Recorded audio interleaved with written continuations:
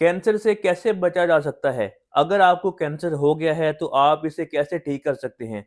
कौन-सी ऐसी चीज़ें हैं जो कैंसर की ग्रोथ का बायस बनती हैं और कौन-सी ऐसी चीज़ें हैं जो कैंसर के सेल्स को तबाह कर सकती हैं? आज हम इस वीडियो में डिटेल से बात करेंगे और जानेंगे कि कैंसर को कैसे हम ठीक कर सकते हैं। सबसे पहले हम समझते हैं कि सेल्स क्या होते हैं, ये किस तरह काम करते हैं और कैंसर किस तरह हमारी बॉडी में डेवलप होता है। बहुत से लोग ऐसे होते हैं जो अल्कोहल इस्तेमाल नहीं करते, स्मोकिंग नहीं करते और उनको कैंसर हो जाता है और बहुत से लोग ऐसे भी होते हैं जो कि अल्कोहल का इस्तेमाल करते हैं, स्मोकिंग करते हैं, लेकिन फिर भी उनको कैंसर नहीं होता। कैंसर अपने आप में बहुत ही कॉम्प्लेक्स टॉपिक है, जिसको समझने के लिए ज़रूरी है कि आप इस वीडियो को पूरी तरह सुनें और समझें। सबसे पहले समझते हैं कि सेल्स क्या होते हैं और ये ह्यूमन बॉडी में कैसे काम करते हैं। सेल बेसिकली ह्यूमन बॉडी का स्मॉलेस्ट यूनिट होता है और हमारी बॉडी बेशुमार सेल से मिलकर बनती है, जो कि हमारी बॉडी में मुख्तलिफ काम सर अंजाम देते हैं। जिस तरह एक घर को बनाने के लिए उसका बेसिक यूनिट ईंट होती है और बेशुमार ईंटों से मिलकर एक मुकम्मल घर बनता है, इसी तरह हमारी बॉडी भी बेशुमार सेल से मिलकर बनती है और हमारी बॉडी में जितने भी ऑर्गन्स हैं वो भी सेल से मिलकर बनते हैं। मिसाल के तौर पे किडनीज़ इन सेल से मिलकर बनती है, उनको नेफ्रॉन सेल कहा जाता है। सेल्स हमारी बॉडी में बिल्डिंग ब्लॉक्स की तरह काम करते हैं, हमारी बॉडी को स्ट्रक्चर फराहम करते हैं। हम जो भी फूड खाते हैं उसमें जितने भी न्यूट्रिएंट्स होते हैं, सेल्स इन न्यूट्रिएंट्स को एनर्जी में कन्वर्ट करते हैं, जिसकी वजह से हम खुद को एनर्जेटिक फील करते हैं।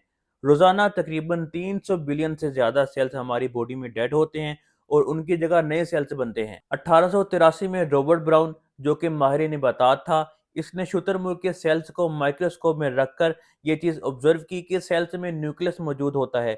न्यूक्लियस जो कि सेल्स का कंट्रोल सेंटर माना जाता है और ये सेल्स की तमाम किस्म की एक्टिविटीज़ को कंट्रोल करता है कि कौन सा काम कैसे करना है और कब करना है। तो इस तरह इसने सेल्स को डिस्क्राइब किया। तो यहाँ तक तो आप समझ गए होंगे कि सेल्स क्या होते हैं और ये हमारी बॉडी में डिफरेंट फंक्शंस को कंट्रोल करते हैं। अब बात कर लेते हैं कि सेल्स हमारी बॉडी में कौन-कौन से काम सरअंजाम देते हैं। सेल्स हमारी बॉडी को स्ट्रक्चर और सपोर्ट फराहम करते हैं। सेल्स में क्योंकि न्यूक्लियस मौजूद होता है जिसमें रिप्रोडक्शन और सेल ग्रोथ की जेनेटिक इन्फॉर्मेशन होती है, यानी वालिदैन से बच्चों में जो भी प्रॉपर्टीज़ फिजिकली या मेंटली कन्वर्ट होती हैं वो इन्हीं की वजह से होती हैं। सेल्स हमारी बॉडी में जो हम फूड खाते हैं उसमें से न्यूट्रिएंट्स को लेकर एनर्जी में कन्वर्ट करते हैं। इसके अलावा जो अनवांटेड मटेरियल्स हमारी बॉडी में जाता है, सेल्स इनको डाइजेस्ट करते हैं। हमारी बॉडी में जब सेल्स काम करना छोड़ देते हैं, पुराने हो जाते हैं, डेड हो जाते हैं, तो उनकी जगह नए सेल्स बनना शुरू हो जाते हैं। इस अमल को हम सेल डिवीजन कहते हैं और ये अमल हर वक़्त चलता रहता है। मिसाल के तौर पर जब आपको कुछ चोट लगती है, तो आप देखते हैं कि वो हिस्सा डैमेज हो जाता है, लेकिन कुछ टाइम के बाद वो हिस्सा हील हो जाता है, उसकी जगह नए सेल्स बन जाते हैं। तो इस तरह हमारी बॉडी में हर वक़्त ये अमल चल रहा होता है कि जितने भी सेल्स डेड होते हैं, उनकी जगह नए सेल्स आ जाते हैं।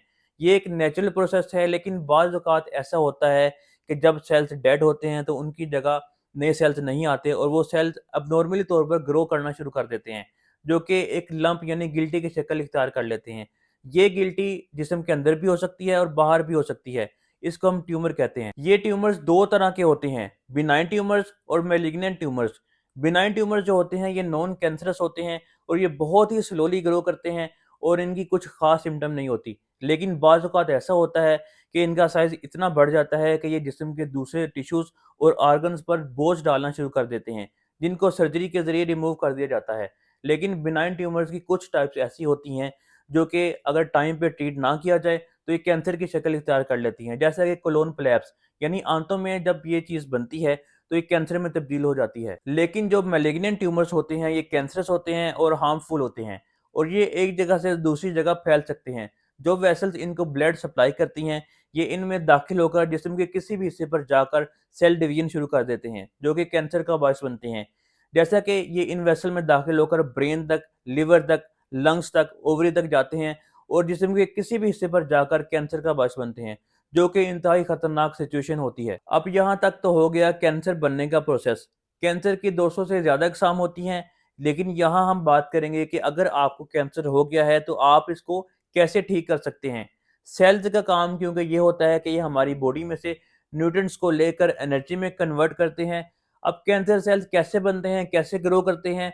जब आप अपनी डाइट में हार्मफुल चीज़ें लेंगे जो आपकी सेहत के लिए अच्छी नहीं है, तो जब ये हार्मफुल चीज़ें आपके सेल तक जाती हैं तो आपके सेल को डैमेज करती हैं और जब लंबे अरसे तक लगातार ऐसा होता रहता है, तो आपके सेल्स डैमेज होकर एब्नॉर्मली तौर पे ग्रो करना शुरू कर देते हैं, जो कि कैंसर का बायस बनते हैं। अब ये बढ़ते क्यों हैं? क्योंकि इनको लगातार हार्मफुल केमिकल मिल रहे होते हैं और ये लगातार ग्रो कर रहे होते हैं। तो इसका बेहतरीन हल ये है कि आप अपनी डाइट में ऐसी तमाम चीज़ों का इस्तेमाल छोड़ दें जो उनकी ग्रोथ का बायस बने। आप अपनी डाइट में ऐसी चीज़ों का इस्तेमाल करें जो कि एंटी कैंसरस हों, ताकि जो भी न्यूट्रिएंट्स हमारी खुराक में से इन सेल्स तक पहुँचे, वो इनको बढ़ाने की बजाय इनको ख़त्म करना शुरू करें। अब कौन-सी ऐसी चीज़ें हैं जो उनकी ग्रोथ का बायस बनती हैं?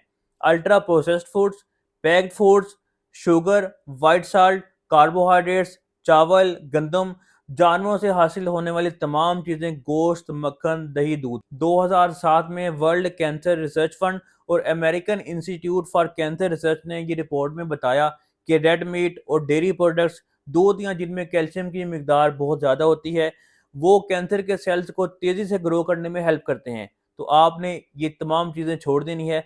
आप नेचुरल डाइट लें, सब्ज़ पत्तों वाली सब्जियाँ लें क्योंकि इनमें एंटी कैंसर प्रॉपर्टीज़ होती हैं। आप शलजम के पत्ते, मूली के पत्ते, तुलसी के पत्ते, नीम के पत्ते ये इस्तेमाल करें। आप डेली इनका जूस बनाकर भी पी सकते हैं। आप डेली हल्दी का इस्तेमाल करें जो कि एंटी कैंसर होती है। इससे आपको क्या फ़ायदा होगा? इससे आपको ये फ़ायदा होगा कि आपकी बॉडी में से एसिड कम हो जाएगा, आपकी बॉडी अल्कलाइन हो जाएगी और अल्कलाइन डाइट जो होती है, ये कैंसर के साथ-साथ ओस्टियोपोरोसिस, कार्डियोवैस्कुलर डिज़ीज़ और दूसरी खतरनाक बीमारियों के रिस्क को इंतहाई कम कर देती है। तो इस तरह की डाइट के साथ आपकी पूरी बॉडी में कैंसर सेल्स की ग्रोथ रुक जाएगी और कैंसर सेल्स डेड होना शुरू हो जाएँगे। तो आप सब्ज़ पत्तों वाली सब्जियों के साथ फ्रूट्स का इस्तेमाल करें, कोकोनट मिल्क पिएँ, लेमन का इस्तेमाल करें।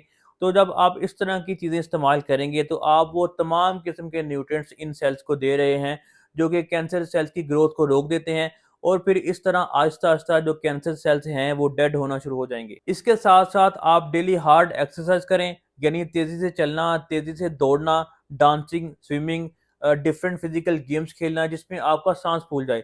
इसके अलावा स्ट्रेंथ ट्रेनिंग एक्सरसाइज़ेज़ करें, ख़ास तौर पे जिनमें आपके मसल्स पे ज़ोर पड़ता है, आपके मसल्स मज़बूत होते हैं।